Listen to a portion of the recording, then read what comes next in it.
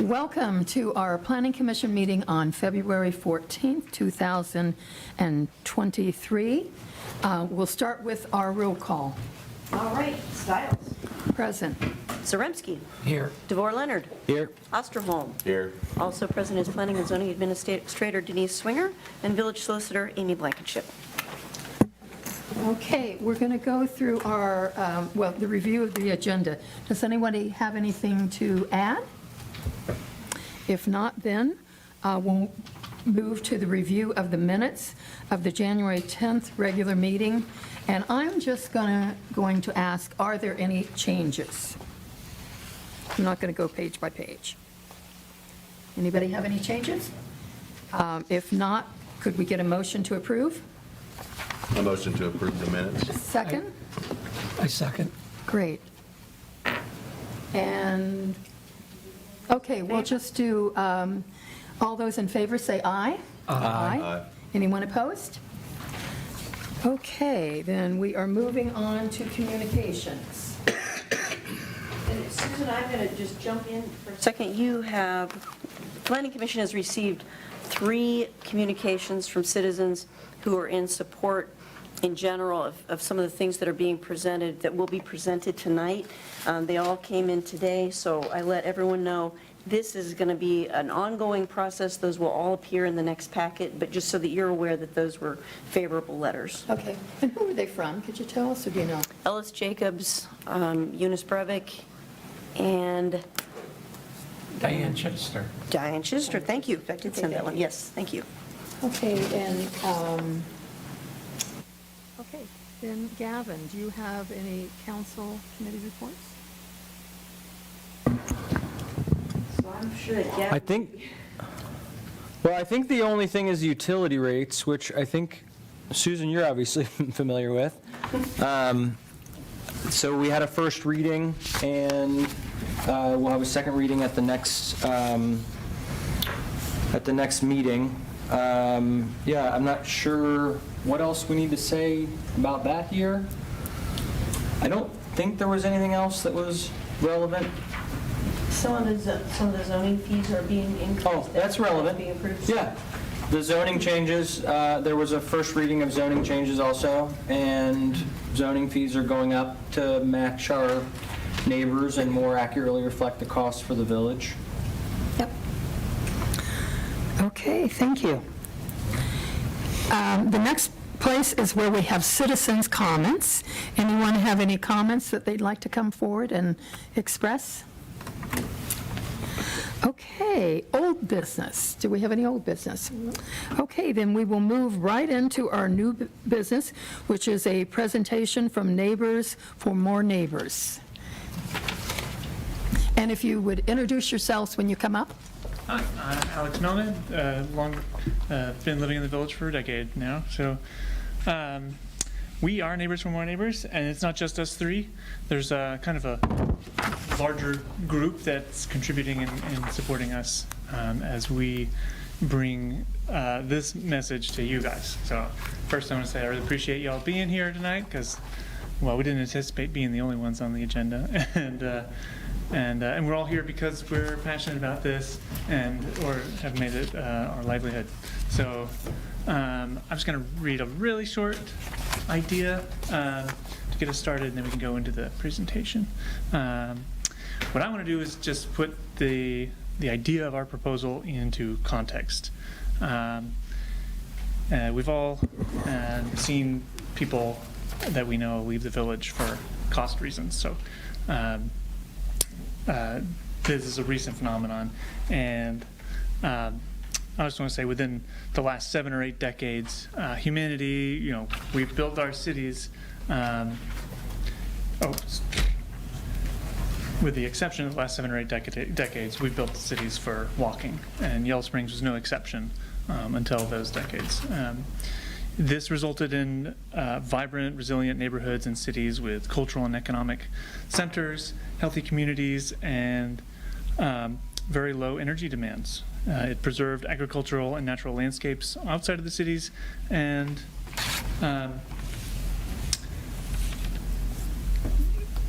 within the living memory, we've transformed the whole planet with one promise, that we can have it all. So we've endeavored to recreate society with the auto-oriented experiment. And that's been going on our whole lives. So we live in it, and it's very hard to see the water that we swim in sometimes. We can all have a house in, the promise was that we can all have a house in the country and drive on roads that are designed for high speed and get us anywhere we want to go. Anywhere we want to go to make a living or spend our money for entertainment or whatever. And this was meant to be a promise that had broad appeal, but it didn't apply to everybody. That promise didn't apply fairly, and people were excluded from that. And now we're coming to terms with this. So that the whole promise went sour, and the house in the country turned into a house in the parking lot, and the roads became clogged with traffic, and people are suffering from the diseases that happen when you don't walk enough, and all these things added up to a big, expensive problem. And the solution that we're proposing is a very small piece of that, where we will just make the tiniest step to improve density in the village and get back to some of that walkable kind of community that Yellow Springs started as historically. And thanks. Sorry. Hi, I'm John Hempfling. So I just wanted to go over how we planned to approach this process and what's happened so far. So our plan was to meet with staff and then present to council and get referred to planning commission, present to planning commission, and then of course you guys will report back to council, and then council will hopefully consider legislation. That's our plan, at least. However, we actually do have one more meeting with staff. We're trying to set up. We're trying to talk to the Public Works Director about infrastructure, and we will report back to you guys about how that goes, hopefully the next time that we see you guys. Could you put on the second slide from the title slide, the slide after the, sorry, backwards, to village goals? Yes. Yeah. So, you guys are probably already familiar that village goals included identifying and implementing strategic zoning improvements, and that the village's 2020 comprehensive land use plan had directed the village to review development codes to determine if the goals of promoting infill and affordable housing are impeded by regulation that increases the cost of development. Next slide, please.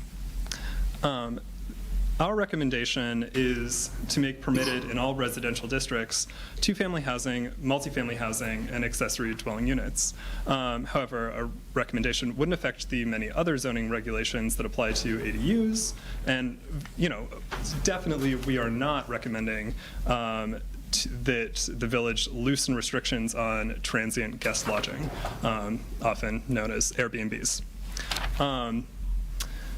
The more minor elements of our proposal are to make dwelling units on the upper floors with non-residential uses at street level in the business districts a permitted use, and to add as a conditional use in the industrial districts multifamily dwellings or dwellings in buildings with non-residential uses. That last one was actually sort of inspired by a suggestion from the previous solicitor.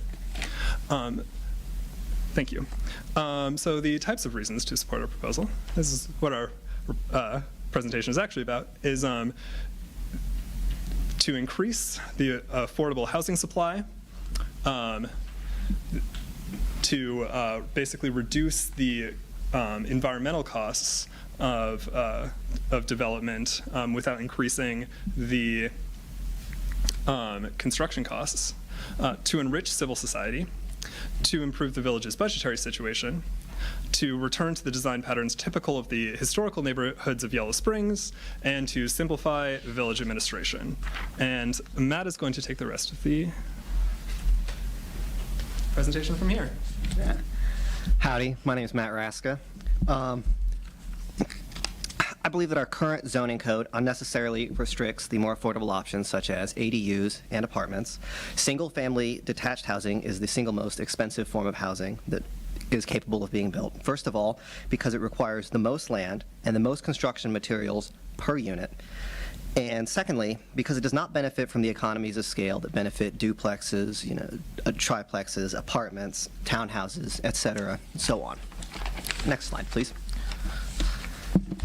In 2021, the White House's Council of Economic Affairs urged the country to eliminate exclusionary zoning, calling these policies contributing to racial segregation and housing cost inflation. The Deputy Secretary of the Treasury, Wally Adeyemo, in his 2021 State of the Housing Market address, said that access to affordable housing has been inhibited by exclusionary zoning laws like unnecessary prohibitions on multifamily housing. These policies have constrained the housing supply and driven up costs, locking working families out of opportunity. The American Planning Commission, or the American Planning Association, takes the position that local jurisdictions should allow multifamily mixed income housing as a by right use and reduce the permitting barriers that create development uncertainty, increase the cost of land development, and stimulate opposition. They specifically mention this in their Equity and Zoning Policy Guide, which was updated in October of 2022. The APAA also, the American, wait a second. No, this is the AARP. The AARP also suggests allowing accessory dwelling units, subject only to those conditions that are needed to mitigate potential impacts on neighboring properties. And also, we will submit a copy of this with the show notes, shall we say, included in them. Next slide, please. The current zoning code unnecessarily restricts environmentally friendly options. Single-family detached housing is the most environmentally friendly form of housing for two main reasons.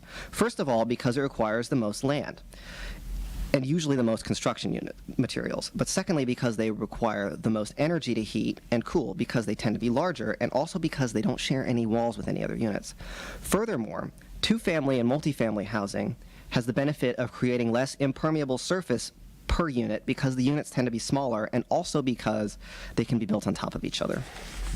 Next, please.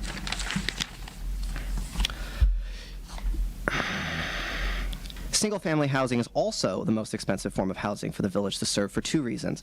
First is that all of the houses are farther away from each other, so the ratio of the length of pipe, wire, road, etc., to be maintained per unit is also higher.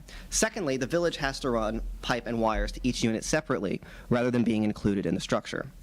60 years ago, more people lived in Yellow Springs, maintaining less infrastructure, and now a fewer number of villagers are paying to maintain 3 times as many roads, sidewalks, and sewers. So we would need 3 times as many Yellow Springers to reach the same equilibrium. A substantial population in the past was picked up by Antioch students who indeed contributed to utility costs. Furthermore, as we know, the number of people per household has been falling in Yellow Springs and nationwide. This decreasing population is tough on the village budget because the village's fixed costs have to be funded by fewer people. The problem of decreasing population is exacerbated by the exclusionary elements in the village's zoning code. Next, please. In the Bowen Housing Study from 2018 here in Yellow Springs, nearly half of all the respondents stated that there is a high need for apartments in Yellow Springs. We all know people who work in the village, have kids in the village, or have kids in the schools here, and they wish they could live here. And if we can make it easier for them to live here, it's a benefit to them, to us, to the village as a whole. Bringing more people to town itself lends to strengthening civil society. It strengthens local organizations who rely on volunteers. Local people strengthen local businesses that rely on local customers. Local people enrich the local arts and culture scene. Working class people make the community work. You can't have diversity without class diversity. There has to be someone to pick up the garbage. Right now, most garbage men can't afford to live here. There are precedents for this. In Portland, California, and Minneapolis, they have undertaken substantial renovations to their zoning codes, loosening it up to allow for more multifamily housing, duplexes, ADUs, and so on. In addition to that, many other things, such as geometric constraints, mixed use, which we won't get into and is not part of our Current proposal. Thank you. Next slide, please. This precedent has yielded fruit, and scaled to our size, our proposal would likely only see about one more additional unit per year. It's a lot for us to have, spent the last 2 years fighting our wives over, but we think it'll be worth it because it will eventually add up. And you can just go ahead and walk through this one, if you would, please, Ms. Kentner. There's apartments all over the village. They're already part of the texture of the village. And I believe Ms. Swinger suggested that there hasn't been a major apartment building built since the 1980s. Is that correct? A lot of the village that is a permitted use for apartments is already full up. There are no residential C lots that are currently available for sale. And I don't believe, except with the exception of the Kinney property, there are any residential B, but I think they're only selling single-family homes there. All of the lots that are available, in the Yellow Springs News in any case, are residential A or in the township, neither of which allow for apartments. Yeah, see, that's on my street. West Davis, duplex, that's actually Mary Ann's house. She lives in a duplex that was built in the 1800s. Yeah, you can go a little faster if you like, Judy. They're all over the place. There's ADUs. Yeah. Units with ADUs. Yeah, there's the little lump of houses in the center of town, which was more typical of construction, 150 years ago. So yes, do you have any questions? Response? Thank you for your time. Is that it for your presentation? That is it for our presentation. Okay. The rest of this is... I'm sure we will have questions. Do you have a question for them right now? Oh, I have a number of questions and comments. Sit down. Thank you. Thank you. So I'm trying to took some notes. I'm trying to figure out where to start. The one thing I would like to point out is, the comment about going back 70, 80 years, how things have changed since then. One important thing that's changed since then is the population of the United States is double what it was, and people had to go somewhere, So you couldn't just continue infilling. Okay, so this is what led. The population of Ohio is about the same as it was. I'm talking about nationwide, and this is a nationwide issue. I just think I've read that even among single-family housing, the whatever National Association figures, there's a shortage of 1.5 million housing units nationwide. I just read that the other day. But anyway, so I'm glad you put in the presentation that you scaled it, in terms of, because the examples, when I was first reading through this, I was realizing the examples you were using of cities that are 500 to 1,000 times larger, than Yellow Springs. Yeah. And so, but I'm glad you accounted for that at least. But the other thing to recognize with the difference in sizes, city, LA and Portland and whatever, they have, huge departments associated with zoning and housing and all that. And just to put it mildly, we don't. This is we're a small village. It's a small operation. Anyway, but then the other thoughts are, a couple times I've talked to a couple of you individuals, and and you acknowledge that much, not all, much of what you're asking can be accomplished in the current zoning arrangement as conditional uses.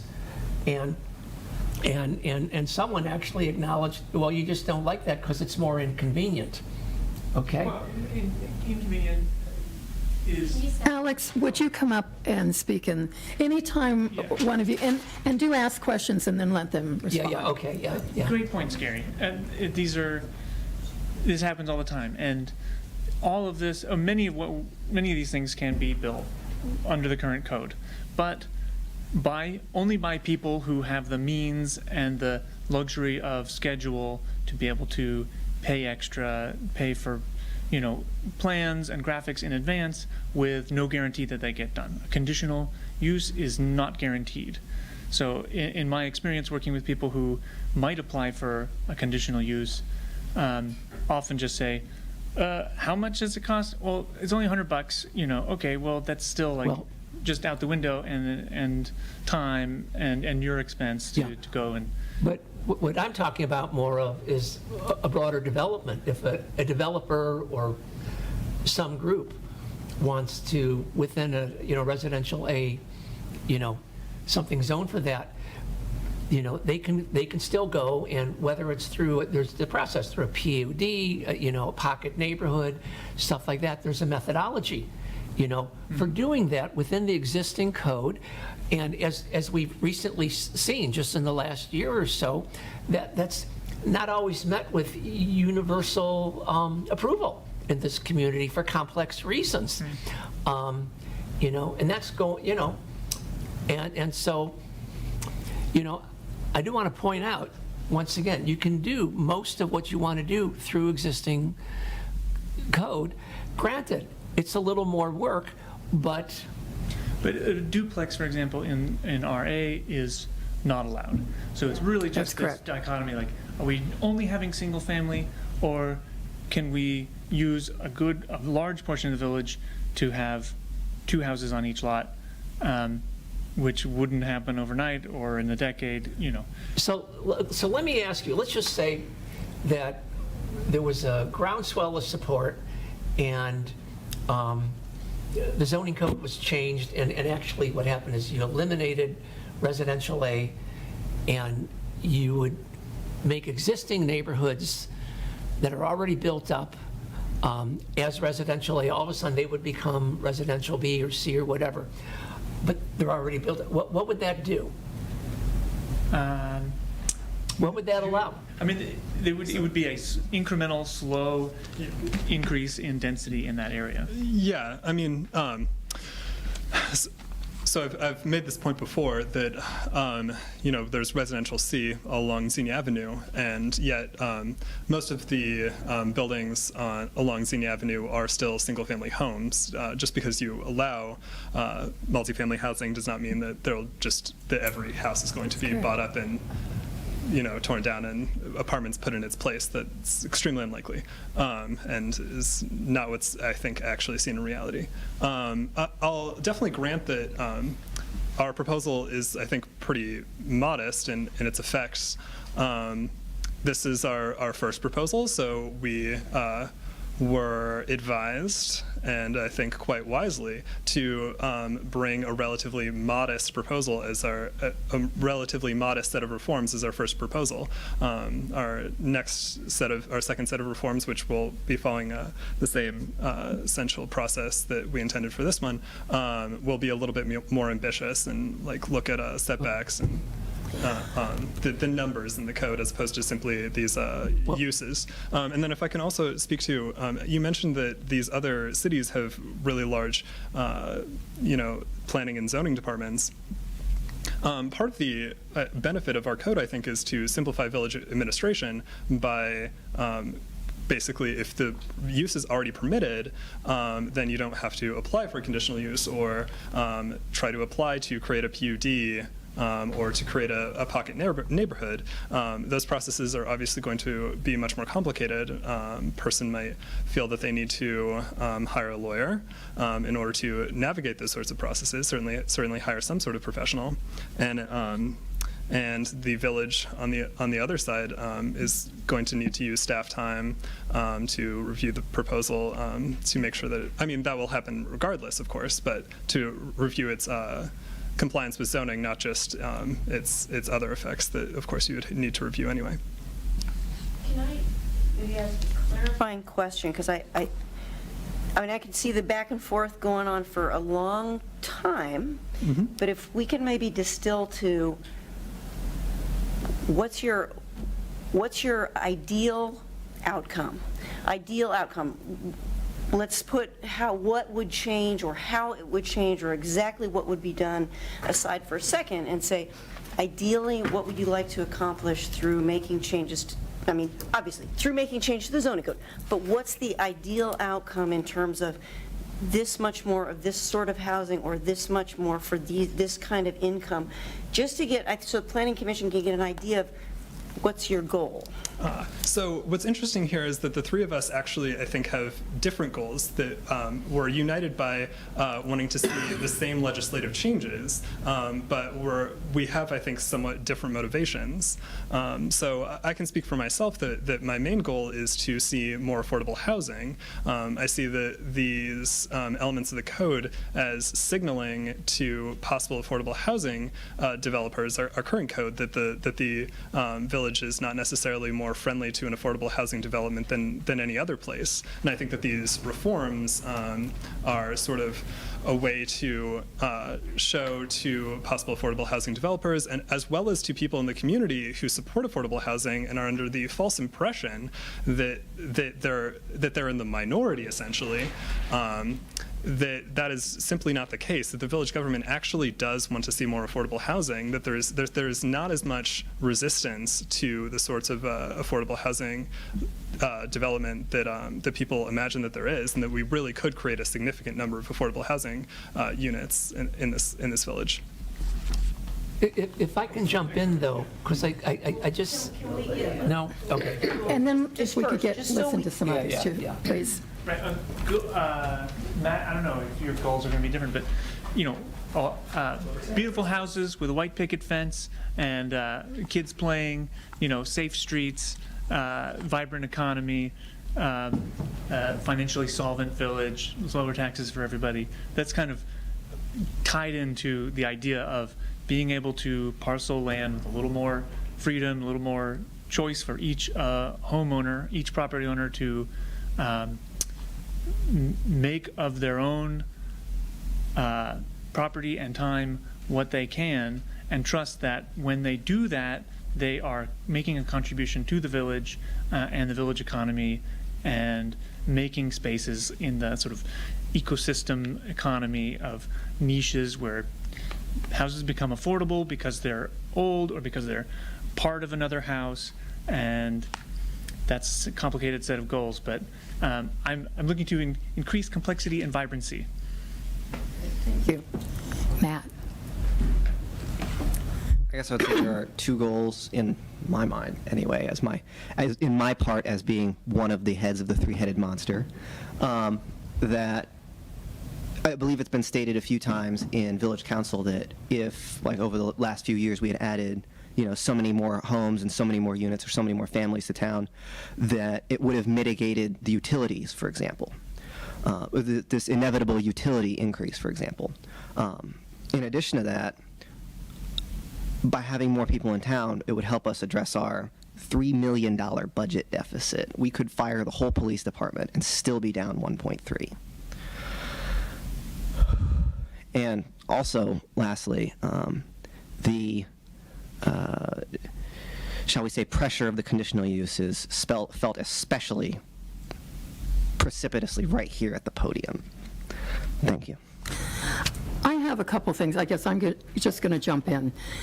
That I think one of the things that you are suggesting is to allow in resident A, to allow single-family, multifamily, and two-family dwellings. And I actually like that, but I would like it to be conditional. Maybe a period of time, seeing how it goes, and then maybe not. But I like it being conditional because that does open that up. It makes it the same as A, as B and C. Another thing that I wanted to comment on is the accessory dwellings. I personally like to keep it being conditional. My time on the Planning Commission, we've never turned any down. We have had people that come in with their own hand-drawn. They don't hire an attorney, maybe their builder helps them draw. But we've had very basic little drawings. And I asked Denise, have we had that many come in and then don't? And she doesn't really recall any.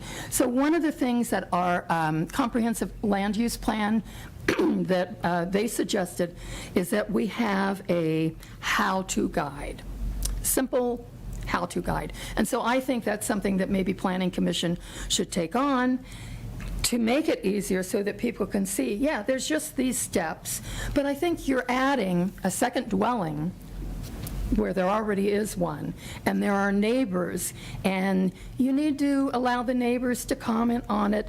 You need to make sure that it's going to fit in. But as I said, we've never denied any. I did also like permitting residential over retail. That I can't really see any reason why, because right now it's conditional. I don't think we've ever denied that. I can't see any reason why we shouldn't have that, because I thought, well, the one reason would be if there's toxic odors, something like that. But in our downtown, that area, no, we don't have any of that. So that seems like an easy enough one that might make it easier. And then I had a thought, which staff don't necessarily agree with it, but I would like to see with a subdivision that we allow right out there that subdivisions could do 20 to 30% multifamily.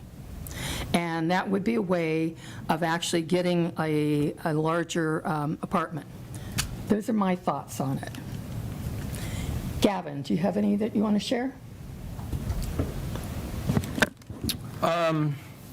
Sure. If we're just doing, I mean, these are my initial things. I mean, we've talked some in different settings.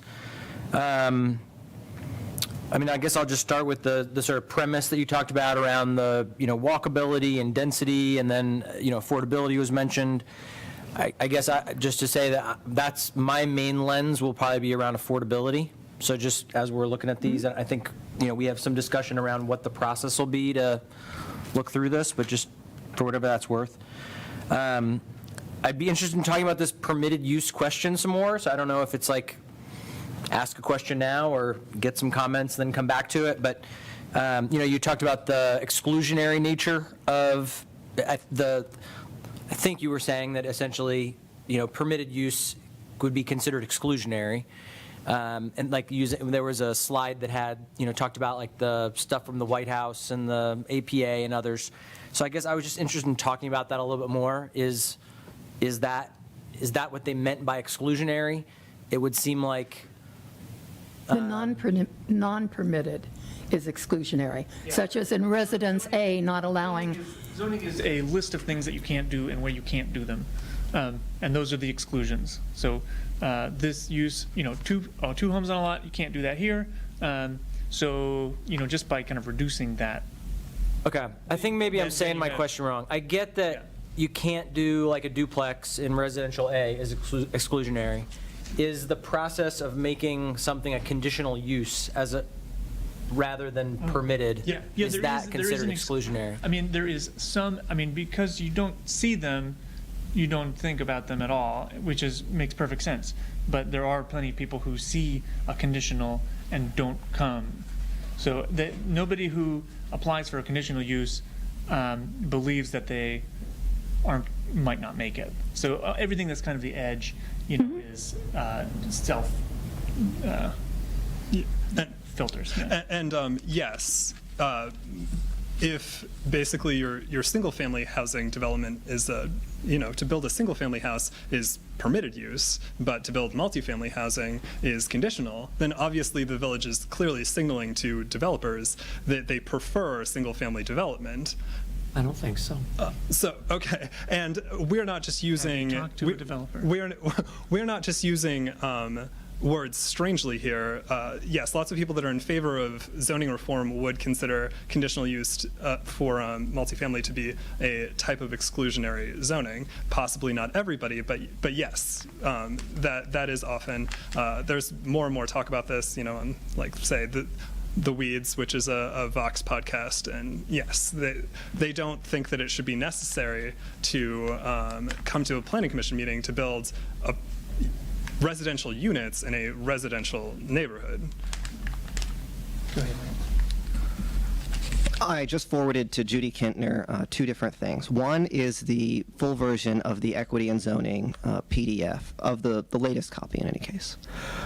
And the other thing is a link to a planning blog which lays out a recent bit of legislation for grant money for places who have, shall we say, looser zoning codes. It's a competitive grant program designed to create more housing. And the looser your zoning code, the more money you can get in this grant program, which I believe is especially important as our budget approaches the apocalypse at the end of the year.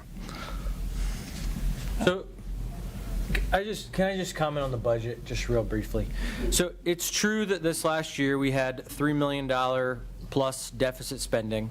So it's true, and we have reserves that were allowed that to be covered. I just want to make sure for everyone watching, the idea that we have an apocalypse is maybe just a little much. I mean, maybe. So we're still working. It appears thus far that if we do not cut spending or raise revenue, that we will have financial issues. That is. I don't think anyone has disagreed with that. The degree to which it's, I don't think it will be a $3 million gap again this coming year. Because of capital expenses and other sort of upfront costs. So just for anybody watching, we do have some budget things we need to work out. It's serious, and it's definitely not apocalyptic. Sorry, I know that it's fun. Fair point. That was extreme language. I will say that Yellow Springs is.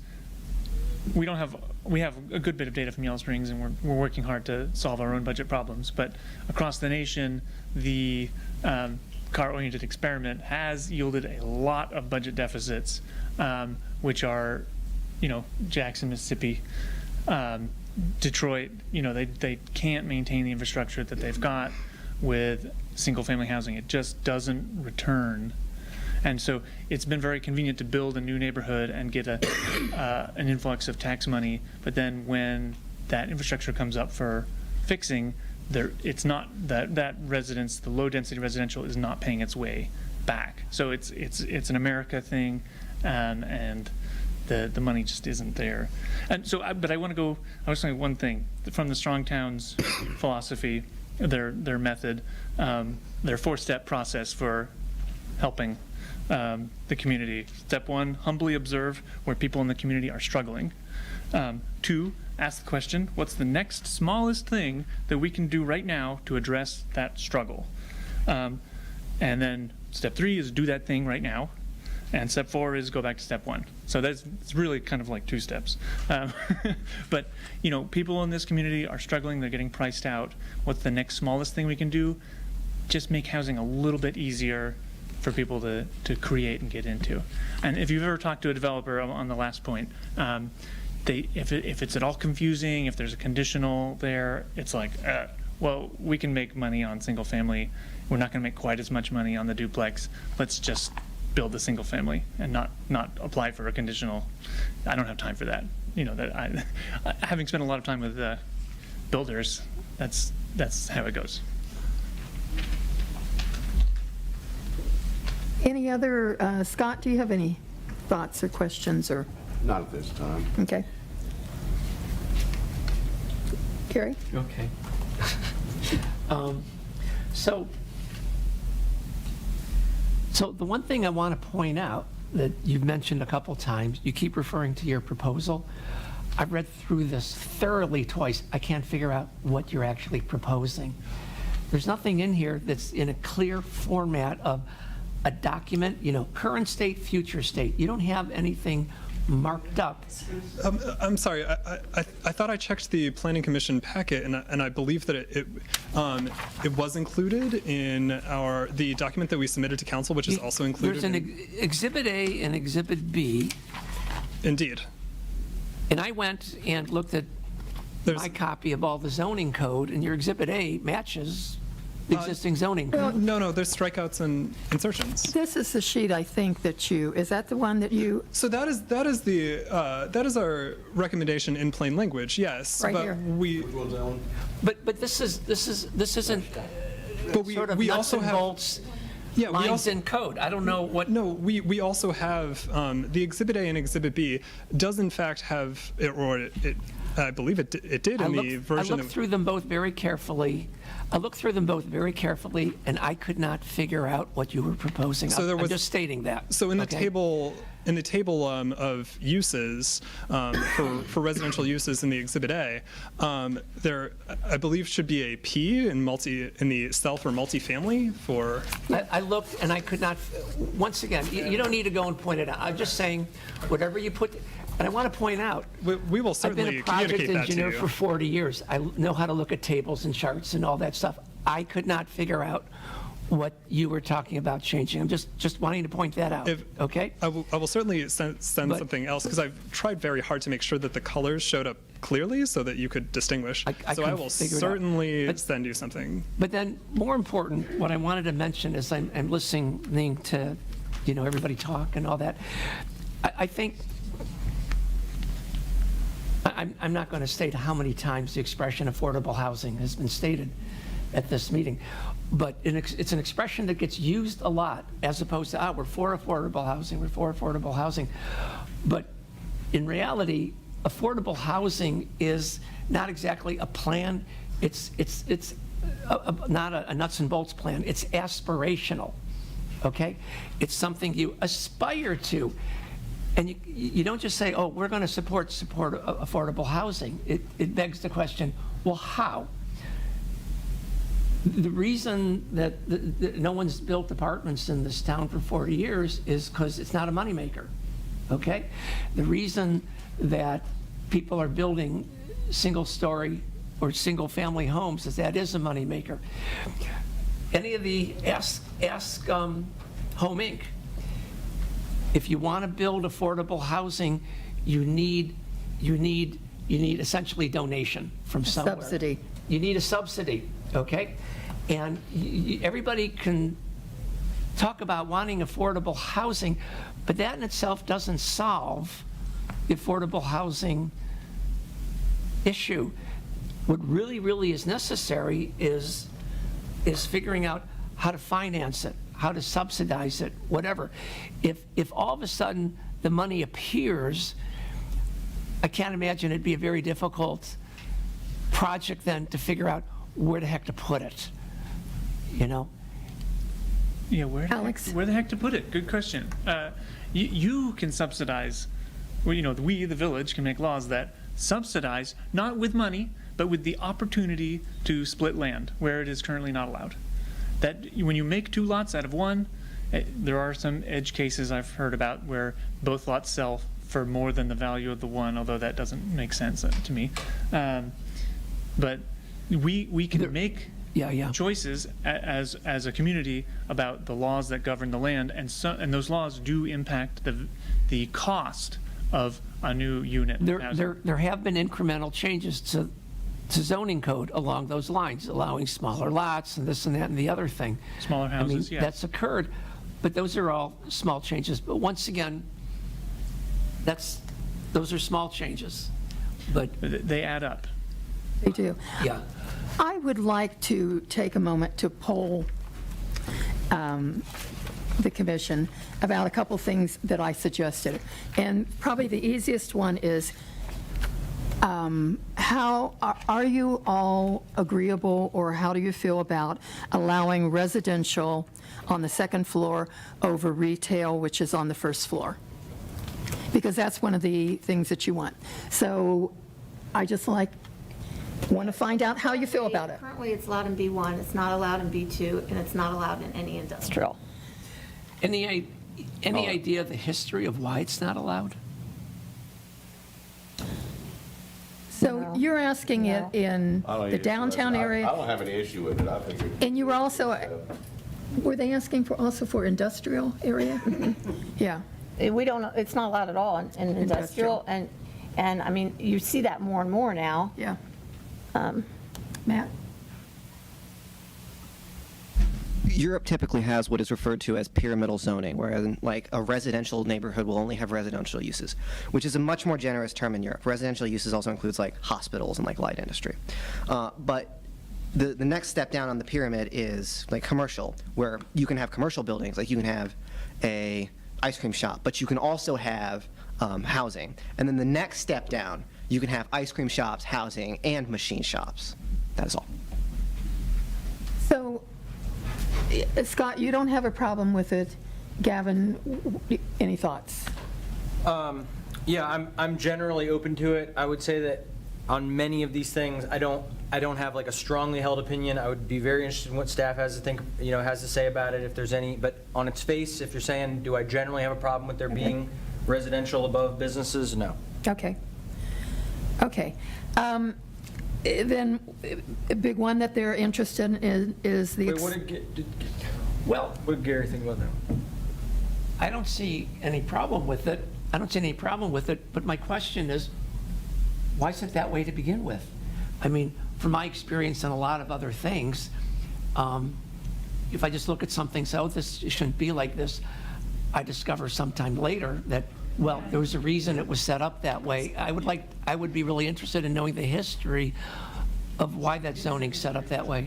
So I did actually go down to the Greene County room in Xenia to try to answer this question, going through the old Yellow Springs News archives. Unfortunately, it wasn't very edifying because there was just no discussion of the residential aspects of the zoning code whatsoever in the 1950s Yellow Springs News. The only matter of discussion was whether or not a single lot was zoned business or not, where somebody wanted to place, I believe, a used car lot. But there appeared to be no particular consideration amongst the general population of how the residential zoning would affect the community, how it would affect affordability or anything of that nature. The Planning Commission at the time, which would have been newly created, the charter having been newly adopted, mentioned that they, I think, were working with professionals who had helped other similarly positioned municipalities adopt similar zoning codes. So our inference is that the zoning code that the village adopted is just mainly boilerplate, similar to the sorts of zoning codes that were being adopted at the time. Right, yeah, it's a issue of purity. It's a very 20th century thing. For the last 10,000 years, it's been, well, I'm going to build a house here, and now there's more houses around, so now I'm going to put another floor on there, I'm going to live up there and turn the first floor into a shop. It's the most natural thing in the world for humans to create their own habitat that way. And then when, there's a lot of things that happened in the 20th century, and a lot of it is involved with transportation decisions and things like that, and this idea that zones, places where people should be one function or another, and we can jolly well just drive between them, and if we're going to live somewhere, it's got to be separate from where the business is happening and the industry too. And that's, was very good in when these laws first were invented. It was trying to get the coal-fired power plant, trying to get people away from there so they didn't live in, the factories where they were living. It was a very awful situation for those people, and it was very good that they separated them. But then that simple idea was rolled into everything. So all the sort of natural building, natural living environments that people made, like Yellow Springs downtown, so many cities in America said, all the people that live upstairs and above those shops, it's not clean enough, or there's insufficient sanitation. And instead of putting in better bathrooms, they said you just can't live up there anymore. And then they boarded up the windows, and they put nice Art Deco facades over all the windows, and they had just shops downstairs. And the rest is history. You've seen it in the history of Ohio in your lifetime. Empty downtowns without people living there to go to the shops and so forth. And it's there's a lot of books about it. And when we have, in our business area, we have many apartments of the upstairs. So, and we've had a couple that have applied for the conditional use. So I would certainly support making that just a permitted. I want to move on to the accessory dwelling units. It is a conditional use in all A, B, and C. How do you all feel about making it permitted?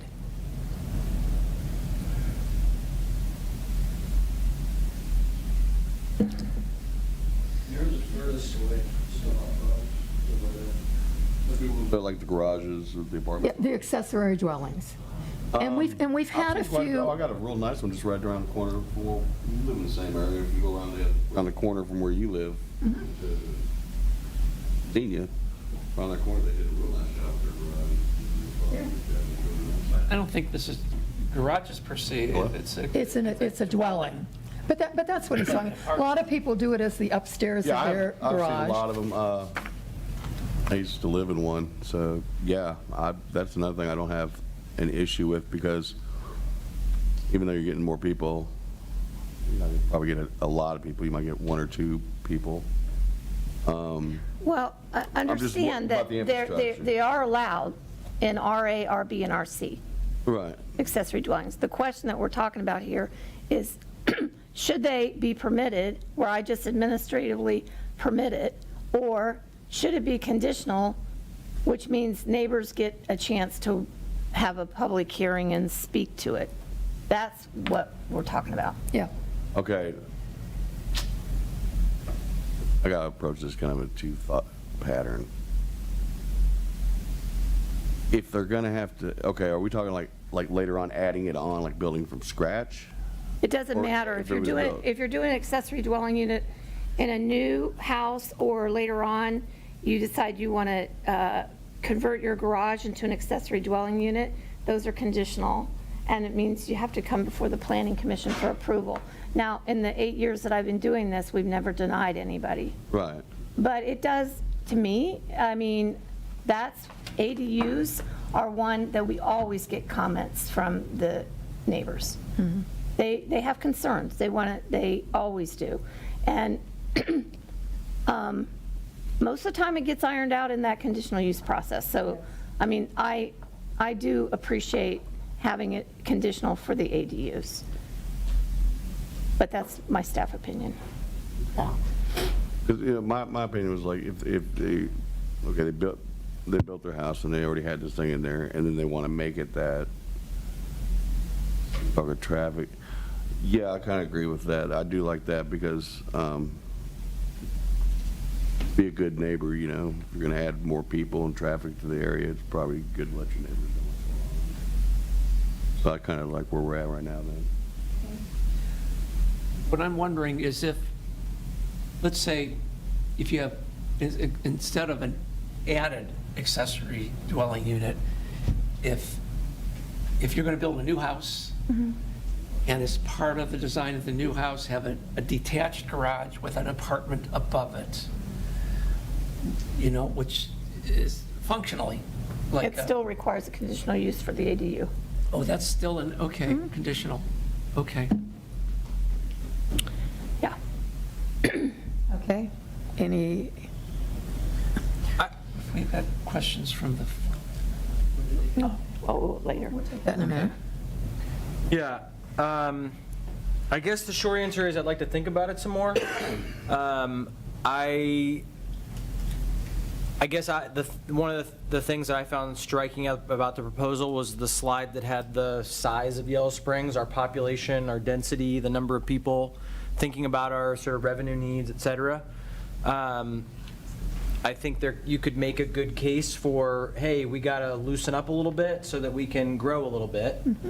The idea of neighbors being able to have say, and that sort of, to some degree, sort of forcing a reconciliation of like not having there be things that are built without, reasonable communication with your neighbors.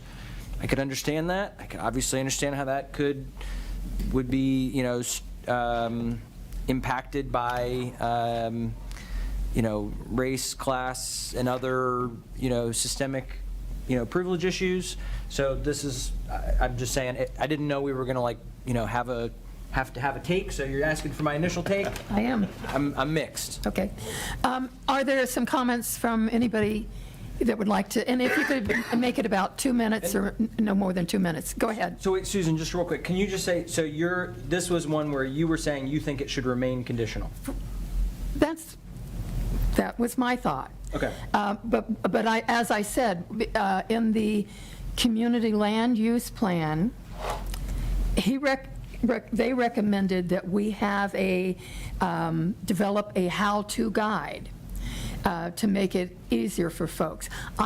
As I've said, having the time I have been on, there have been quite a few that have come through, and some of them have had architects, some of them haven't. They've just drawn their own pictures. And it has, and many times neighbors have commented. Sometimes there haven't been that many, or they have been mostly positive. I think most people tend to say something to their neighbors, letting them know, but we notify them, because that's the thing, is you want to keep good neighbors. If you're trying to bring in more people being close to each other, we have to be respectful of privacy, of how it's going to affect other people. So would you like to come forward and comment? And do introduce yourself. I'm Sue Appendroth. I live in Residence A in Yellow Springs, and I have a couple comments to make, not necessarily related. One is that we keep talking about affordable housing, but the reality is in Yellow Springs, living is expensive. It isn't just the cost of the house, it's the cost of everything here. And if you work at a job that's at a reasonable pay, generally you have to have a car because those jobs are not here in town. And if you don't work in town, how are you going to get to your job? So I think it's awfully simplified to say that if we have affordable housing, all of our problems with the people who can't afford to live here will be solved. They won't be, because there are many other issues involved. Taxes, cost of utilities, cost of transportation, cost of health care, cost of everything is not just the house you live in. That's one thing. Another thing I would like to remind you of is that communities have developed zoning codes in order to provide an orderly process for development, because development, when it's not predictable or by any kind of code or rules, nobody knows what they can do, nobody knows what they can't do.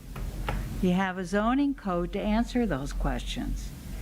And if you do away with the zoning code and make everything the same zone, how are people going to be able to make decisions about what their investment in that community would be? It's not just you do away with zoning and people will make these decisions, and the decisions that they make will automatically benefit the community. I don't think that's a supportable position.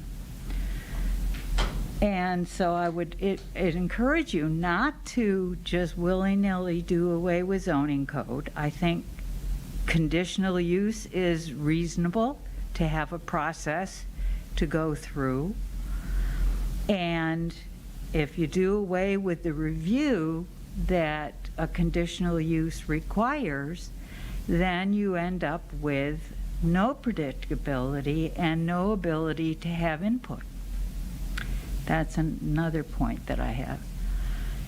And a third point is that I live in Residence A, and I would like to answer Gary's question about what would happen if somebody builds a duplex or a triplex next door. My quality of life is changed. And I've invested in a particular place in the community, believing that the rules would prevent that kind of dramatic change to what my living situation would be. Now, if I wanted to live in a city, I would go and live in a city. What makes Yellow Springs so attractive to people that they want to live here is we have greenery, we have space, we have flowers, we have all kinds of diversity of our housing stock. But we do have predictability, and we don't just let anything go. I think I'm done. Okay, thank you. I do want to say, nobody is proposing to get rid of the zoning code. We're not. They're only talking about making some text amendments to it. We're not at all talking about getting rid of the zoning code. Other comments? Yeah. Really quickly, Carmen Brown, council member. With all due respect, 50, 60 years ago, Yellow Springs was much more diverse culturally, financially, economically, in every way. Those days are gone. What I will say is that no one is thinking about or proposing, in all fairness to these gentlemen, throwing out the baby with the bathwater. Zoning code traditionally has affected different people differently. And that has been based on finances, where you are class-wise, race, and what your station is in life, period. It's kind of the baseline. Our code is great. We have a decent code, but like you said, it was boilerplate from other municipalities. Back when people could just build a house for themselves without having to worry about all of the rules, whatever. Back in the wild, wild west days. So I just needed to state that. I really want to reassure people that are watching that these guys are not talking about doing away with zoning code. Making amendments and changing particular pieces of the code is something that is happening all across the country. The reason why the federal government is granting people and municipalities millions of dollars is because this is a problem everywhere. It took me 10 years to come back to the town where my family has been for 150 because I couldn't find a place to live here. And that struggle is real. I've watched people leave who can never come back. I've watched people leave and then die outside of this community. These changes are not that drastic. I'm sorry. Thank you. Mitzi? Mitzi Miller. Zoning changes are in place to protect citizens and the village as a whole.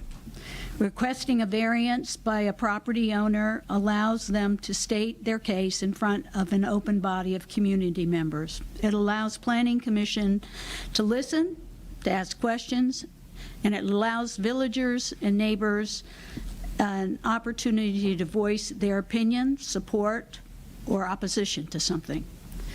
The proposals made by the Neighborhood for More Neighbors group would make townhouses, two-family, multi-family houses permitted use in all residential areas.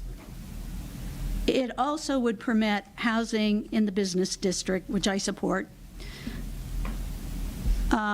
They would allow our community gardens in what I read, to be sold possibly by the village for revenue, which I don't think is a bad idea, or the land could be given away to a nonprofit like Home Inc. or Habitat for Humanity in the future. Will our village become more affordable with these changes? I'm guessing not. What it will do is encourage builders to buy up property, tear them down, and rebuild new homes for a profit. Special attention needs to be given to how this has been affected in other cities and implemented due to the zoning reform. Other issues that you need to be aware of and concerned about are setbacks and the implications it will have, drainage, lighting, height issues, infrastructure impact, safety, businesses being allowed to, or more business being allowed to go into residential areas, and safety for our children.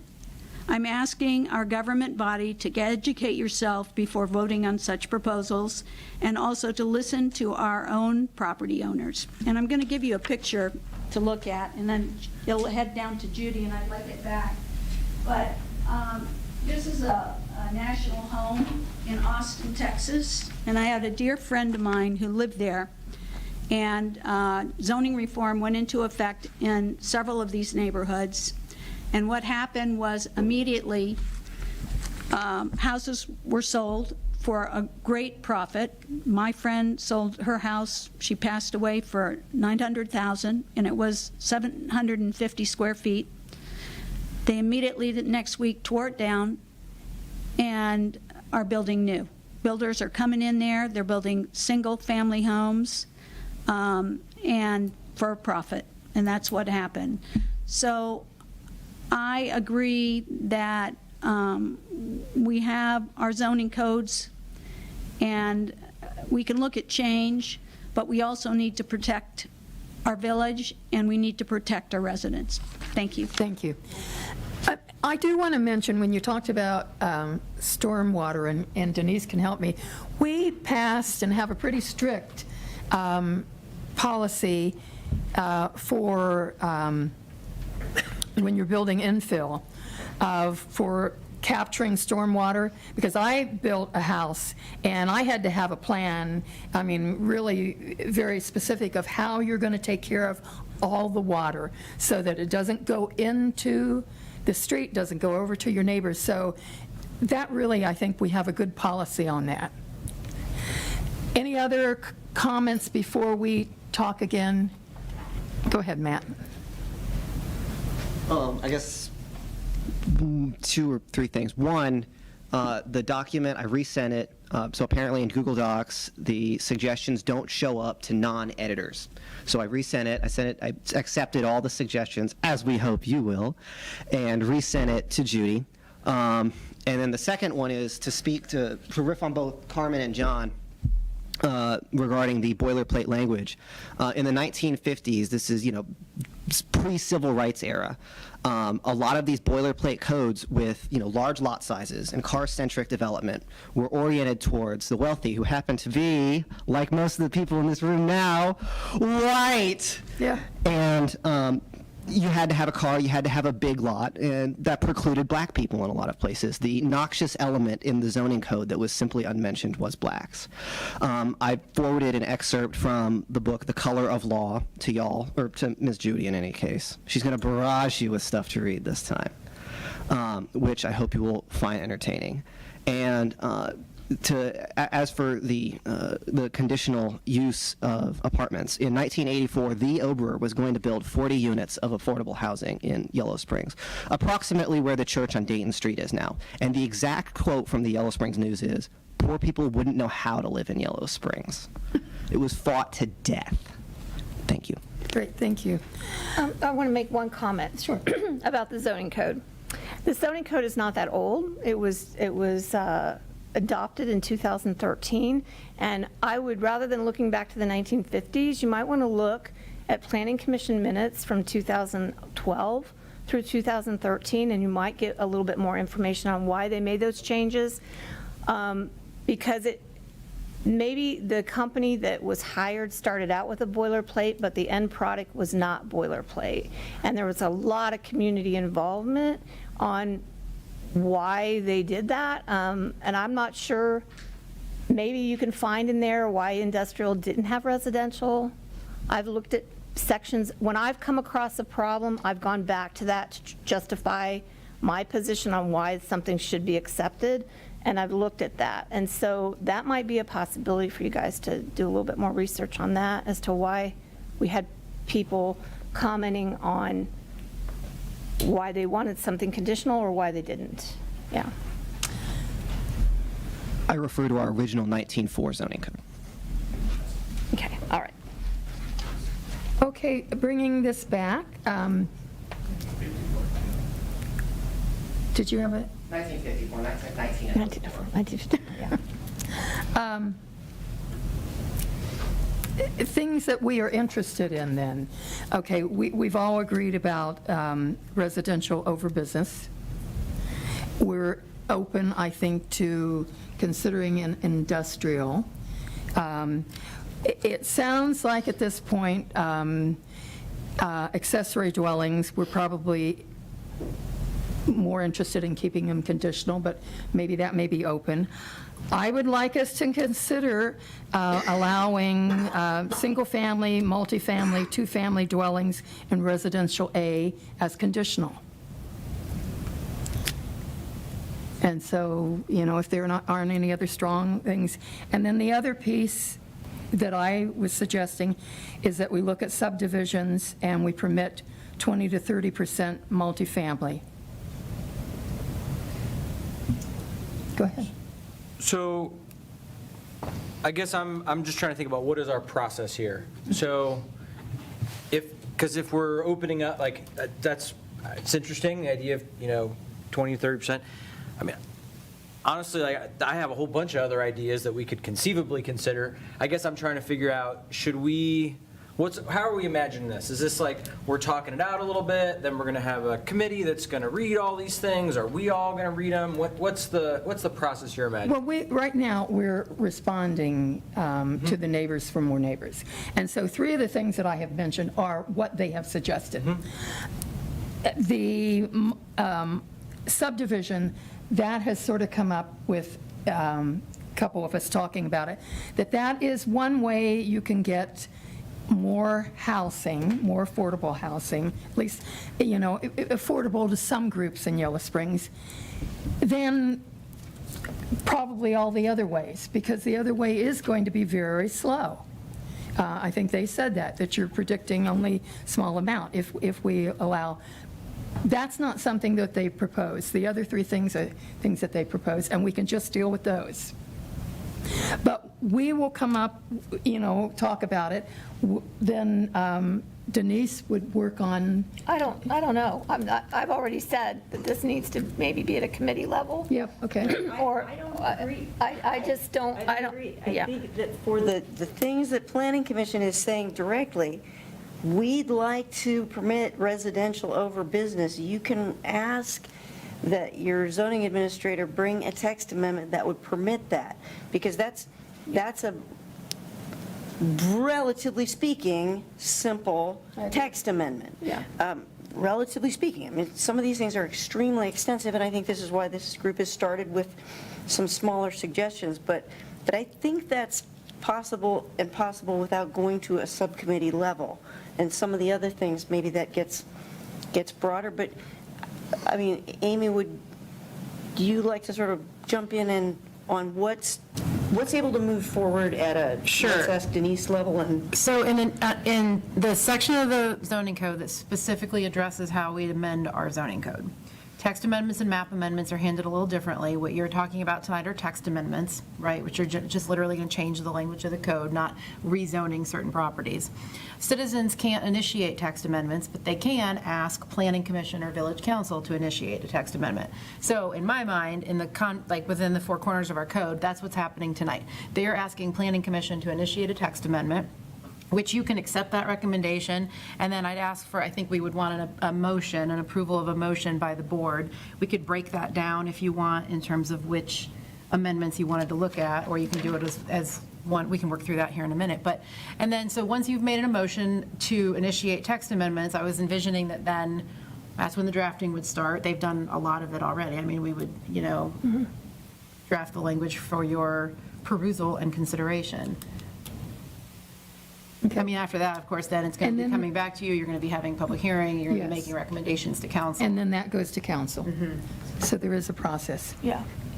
Is that, So, yeah, no, that's helpful. I guess, when I talked with village manager about this, I talked to staff about it a little bit, but the village manager and I were talking about it as we got the, proposal in.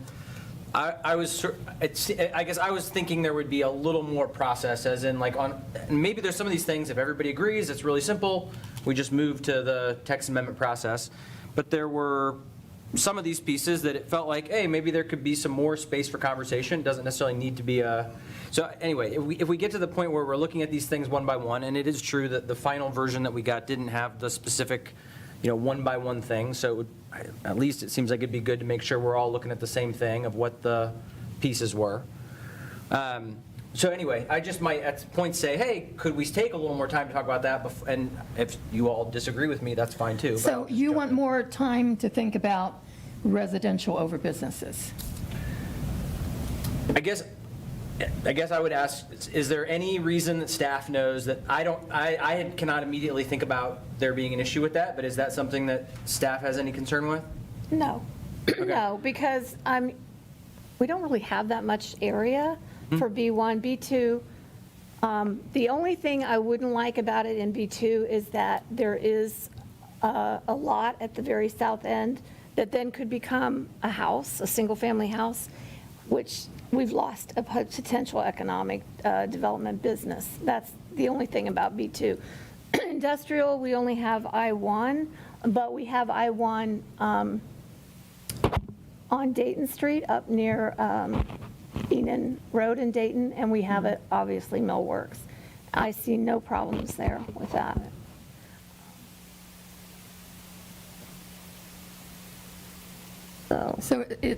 So you're saying our process would be, we need to have a resolution or just a motion? Right now, you would make a motion to initiate the text amendment. Okay.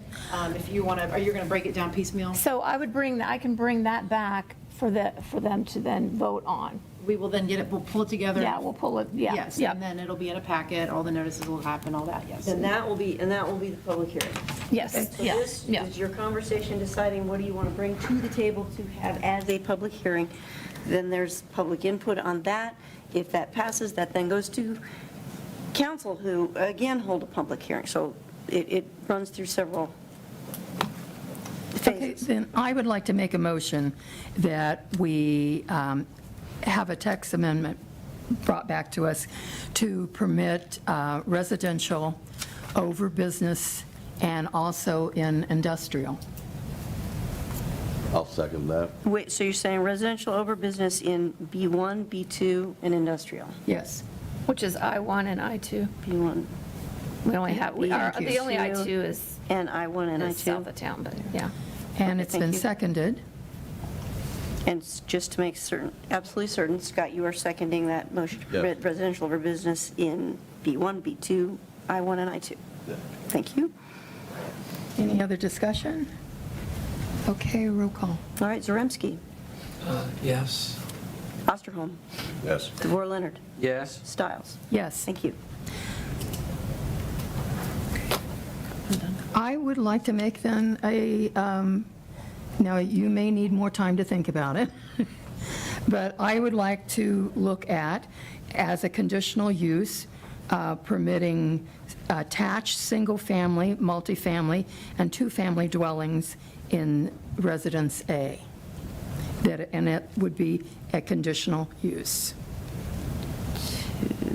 Add, so you'd add into residential A, two-family and multifamily as a conditional And use. attached single family. So wait, hold on, Attached single family, two-family, and multifamily.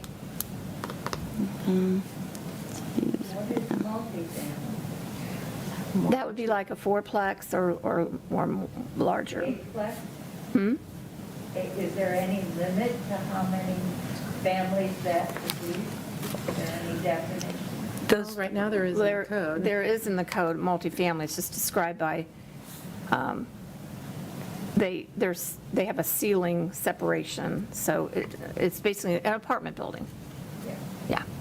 Well, and we have in our, at least in the purpose of the code in 124801, it refers to 6 units per acre in Right. RA. Yeah. Yeah. So I would be interested in is there a staff opinion on this idea? Why don't we get if I've made a motion, get a second and then we'll Okay, discuss sorry. it. Is there a second? Repeat the motion. Do you want me to repeat that? Yes.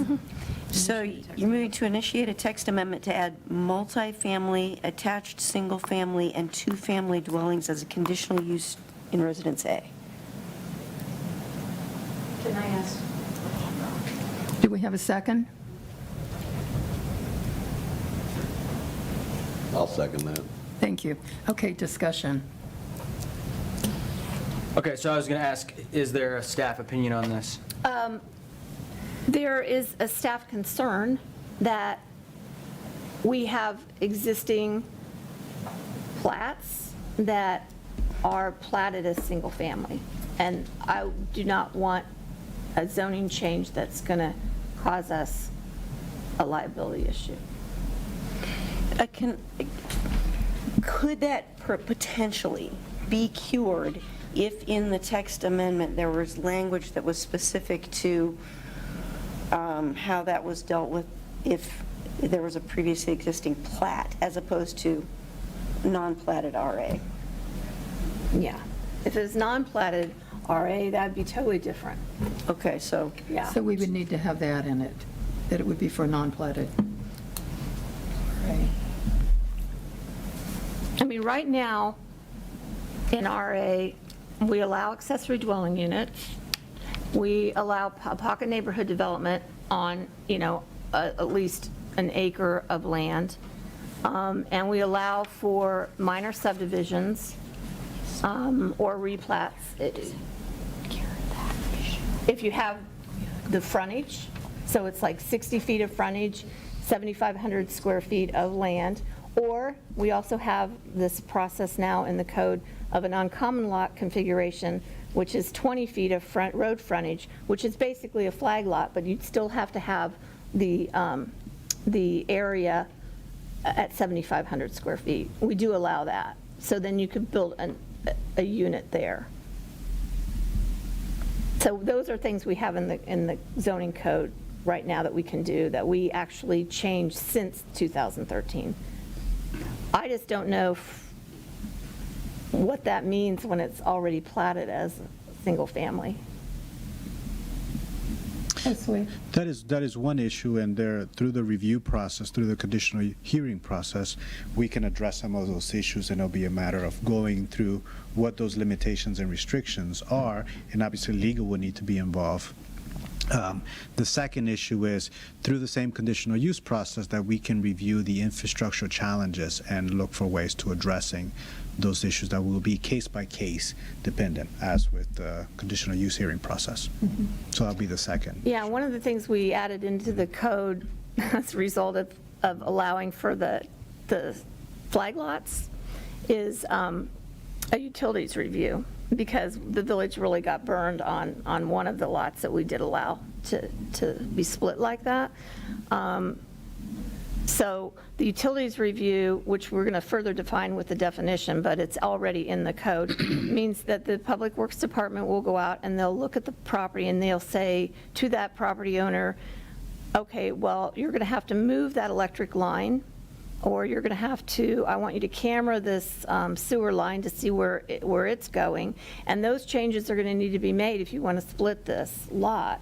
Because otherwise, what could happen is we have a lot of people that are subdividing their properties. They're making a great profit off of the lot that they're creating.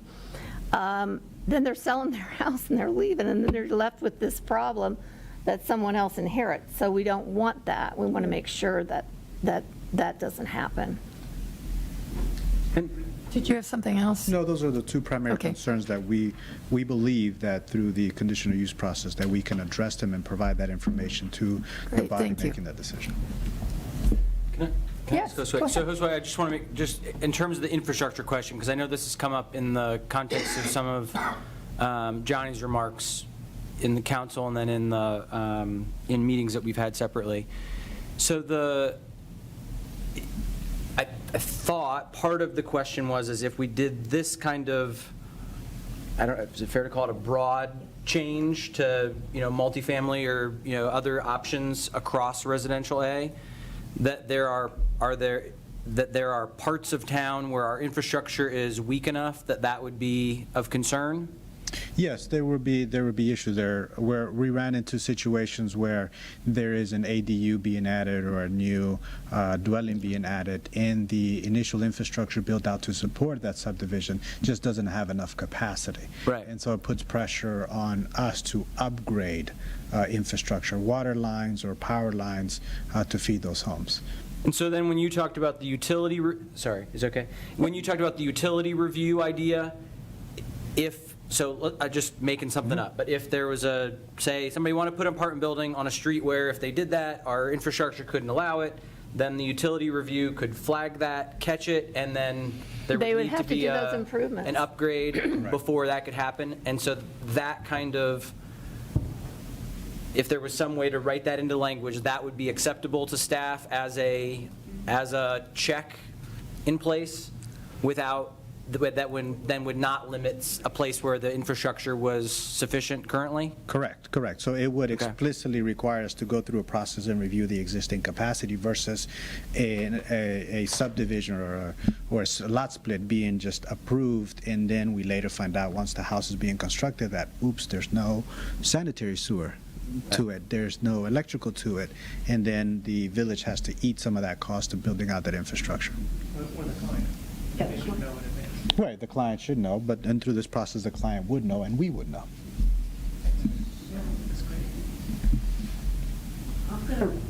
If you're done, I'm going to go back through your motion again because we had a confusing statement here. So what you want to do is move to initiate a text amendment to add multifamily, attached single-family, two-family as a conditional use to, and then we added non-platted RA at this point because, Yes.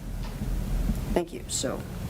And then, And I guess the other thing to be aware of is that what was said before is that there is a limit of how many units you can have on a lot in Resident A. It was, what, 6?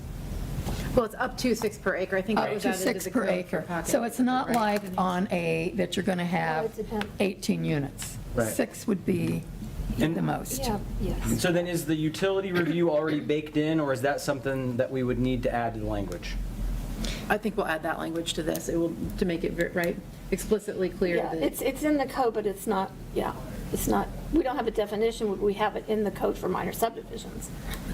We don't have it in the code for this. And I would suggest saying also utility and infrastructure so you know that the road capacity is also adequate. Correct, sidewalks and other. So, So with this, the amendment that you're talking about, would this still be for conditional approval? Conditional, Oh, yes. Okay, yeah, okay. Any other? No, those are the two concerns. I think that Okay. addresses a lot of the issues that we discussed and creates a process for identifying those issues and how to resolve them. Okay. Go ahead. Okay. So this gets into some of the questions and comments that we had before that I think are relevant. Because if we're moving at this pace where it's like we're thinking about, I think it's relevant that we articulate why. Absolutely. So just to say, so this question around like, does more housing equal more affordability? I spent a bunch of time asking these guys and asking a bunch of other colleagues who work around affordable housing and who work on these issues to try to unpack, like, is this a thing that will actually happen? And I'll just say the short version of what I looked into is that I'm not sure, but I feel like if this is one where if I have to vote for it, then yes, I think I'd rather try it than not try it. So just to say that I don't think it's as simple as if we have more housing, that it's necessarily going to, so just like we've had lot splits where I think the staff's communication has been that we've had lot splits, theoretically, it ought to create more affordable housing. The short term, it feels like what's happening is that some people are getting richer than they were before. The analysis is that this is not a short-term thing, that this is a long-term thing, that over time you have enough more units that then there's going to be more stock that is going to have more variety that's going to allow more affordability. So just for whatever it's worth, that's my homework on that. The other part of that homework for me is that while we've talked here about exclusionary zoning, the thing that I wonder if we should look at, that would be my sort of add-on to the 20-30% if I was adding one on, would be that we might actually want to consider inclusionary zoning. So that if our goal is to have more affordable housing, right now we are sort of doing a thing that maybe will lead to it eventually. We could make it so that you can do all the things you're doing, but only if you're building affordable housing. So that if we want to send a really clear message to developers of what we want, we could send it like that. Now, of course, that will have all kinds of challenges and restrictions to it. So just to say that I think there's this broader conversation of if the thing we want is affordable housing, and that's what I would like to see us get, then I think that would be something worth us talking about more in the future. But just to note, that's a big picture. Is more housing going to lead to affordability? No, not necessarily, but I would say it is worth it overall. The other piece of this idea of my quality of life would change, that we, around greenery, around space, these kinds of questions. The thing I would just say is that our quality of life is changing right now.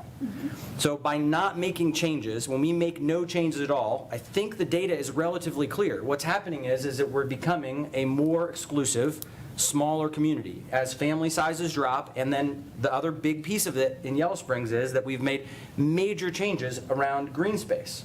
So we've basically walled off the possibility of development outside of our core. That has real impacts on the affordability of the village. So I guess the idea that I understand, I think the idea of trying to figure out how do we maintain the sort of continuity and the value of individual people's property, and what is happening as a result of doing that is that we are becoming less diverse economically. There's not necessarily I don't want to say that there is a correlation between these things. It seems likely to me that there is a correlation between us having, of us not making changes in the wake of also having these green space, the green belt around the village, and the other changes that have happened, like massive tax cuts for the wealthy at the state and federal level that make it so there's less money for investment in our communities, and so on and so forth. So I want to say, I think functionally, as a planning commission, More than willing to do that. This group has not brought that forward, but I would say council should direct us to do that, because I think that our directions come really from council. They have directed us to listen and to work with neighbors for more neighbors, which we're doing. So we have a motion. Can I just make a comment? Yes. Because I'm trying to think this through. We have, in our code, when you do an annexation, because what you're saying, we have this green border, but we did get the township to understand in deliberations with them, and they've put it into their comprehensive land use plan that areas that are within our urban service boundary, that are still in the township, they're open to either, if we don't annex it, they are being a little bit more generous instead of it having to be 3-acre lots, it can be 10,000 square foot lots. Still rather large, compared to what we have in our code. But when we annex in, it automatically is annexed in at the lowest density, which is RA. Okay, so now, let's say we have those in RA. How are we going to prevent a developer from still doing straight single family? We had like RB, the Kinney Farm is RB. I don't know, we worked with Over for two years, got them on this idea of a PUD so that we could, instead of doing RA, we could actually, by doing a PUD, we could have all this mix of types of housing, and got that. That got voted down. I don't know if that sent a message to this developer or not, but they did not want to do a PUD. We were really hoping they would we were going to try to duplicate what we did before. Nope, they didn't want to do that. They want major subdivision, straight, single family. And I'll go further. I know they did not want to do a PUD because they have seen what happened. They also did not want to do what was entitled to them under the zoning designation of the Kinney property, which was RB. They went the route of a major subdivision in all single-family dwelling because that was something that they knew they were entitled to under the law.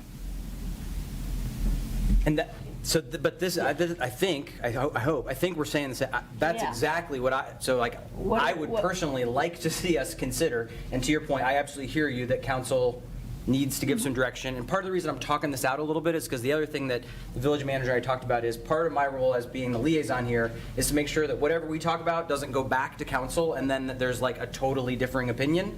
So I'm trying to sort of talk it out, get everybody else here to give feedback so that I have a sense that when we go back to council, it's going to be in line with what I've heard from my colleagues. But absolutely, I would love to figure out how to change the code so that we can require more density from other developers, so that there is more, a higher likelihood that we're going to get the kinds of diversity that we actually want. And beyond the actual types of units, the way that the space is developed. You know, the example in here of the island where there's 100, apartments in one thing and then 100 houses in the other. Well, I think we probably all would rather have 100 apartments. I just got one question. I don't mean to interrupt, but doesn't that kind of put us in the middle of a private business? Discussion between two people, the seller and the buyer? Doesn't that kind of, we're dictating to them? Well, And they're like, I don't think we can do that. that person who's making, I mean, that's why you would have to be researched to see if that change can even be made. I mean, if that's something that you are interested in, hey, Denise, could you bring us back? Is that even feasible? How would it be feasible? That's something that can be contemplated. I would say that would just be a directive to say, Denise, could you look further into that? And then it's either a showstopper or not. I guess I'm wondering, Denise, you mentioned that when we annex property, that it comes in as RA. Can we do a text amendment and change that? And bring it in as B or bring it in as C? Yeah, I mean, yeah. I mean, you could do. I mean, that would be- Would be the best, probably, for. Isn't there an issue that it has to be continuous with an existing? There's zoning buffer issues that have to be looked at with every annexation. Yeah, so that might be, that's something else you have to change that. When we were talking about that down in the south area, Yeah. I mean, that was 50-some acres of land, so that, you could create your own district with that. Yeah, which is where So the, if we could maybe just finish this part, we Yes. are, this is a whole, another huge topic. Let's go ahead, if everybody's ready, let's have our vote. So do y'all remember what you're voting on? Yes.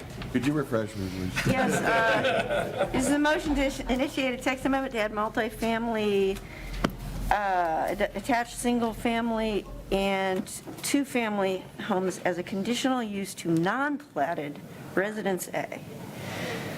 With the utility check, right? With the Well, utility that, review? when Denise brings that text amendment for the hearing, it's going to include that language. Yes. DeVore Leonard.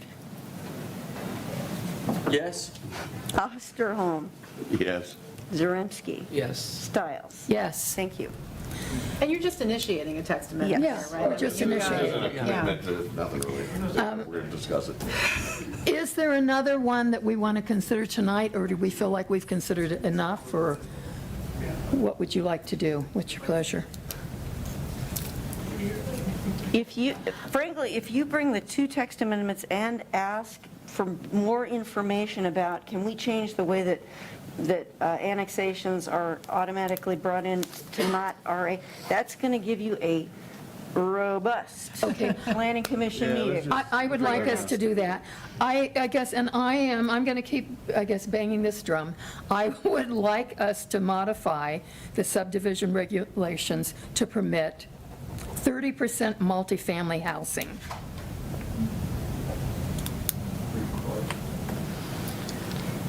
Again, I don't, that's a legal thing for you. Yeah, I mean, I don't know. that's using a, I'll have to it's- research that, Okay. because to permit it, not to mandate it. To permit it. I'll research that. Yeah, and I know that it can be done with a PUD. Right. But the issue is, PUDs are going to go through planning, but it gets to council, and it is political. And also, just a lot of developers don't want to necessarily deal with that PUD. So if it were, if it's permitted, I think it's more likely it may happen.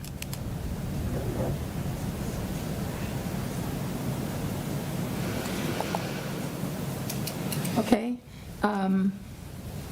Do we have anything else we need to discuss, or are we at the point that we're, any other business? Any agenda planning?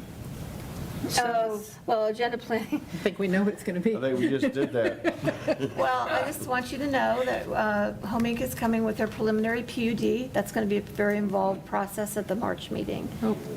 So, going to make time for that. We'll have these amendments, and we might have Glen Helen coming regarding a parking lot that they want to put And into is that at our the next Glen. meeting? Well, they want to, maybe, if they bring it, they're wanting to eliminate some things that the code requires planning commission review. Okay, and then I need to clear that you have said, I think, before, that you think that I need to sit out on anything with Home Inc. Yes, I believe that's what we discussed. I'd forgotten about that. Yes, thank you for reminding me. Okay, so we need to have Frank at our meeting. Or we will have, we'll have an alternate in, so you've got at least Yeah. 4. Can I just float this past you then? Would folks be interested in moving that meeting to 6 o'clock in March? You may be here for I'm fine with What's that. that date? Other people, 14th. 6 o'clock? What's the date again? 14th. And I do want to clarify, so if I attend the meeting, I can participate in it until Home Inc., and then I step out for that. Do I sit in the audience, or must I leave the room? You should just step down from the dais and sit in the audience, assuming you can control yourself. You just sit. I think I can control myself. But do I become a citizen then when I'm in the audience? Okay. You become a citizen, but not for the purposes of making comments. Okay. Right. Okay. So I will be gone at that meeting, so Carmen, this is your official notice to say that Judy would have gotten in touch with you, but it's a good thing you're here, I guess. The meeting where you have to recuse yourself? Yes. Yeah. 6 o'clock works for you as well, Carmen? Okay, great. But I'm only recusing myself for that one portion. Okay, got it. Okay, if we don't, I have a long-standing. if we don't have any other business then right now, then I move that we adjourn. Is there a second? I will second that. All those in favor say aye. Aye. Aye. Anyone opposed? Okay, we are adjourned. Did I do?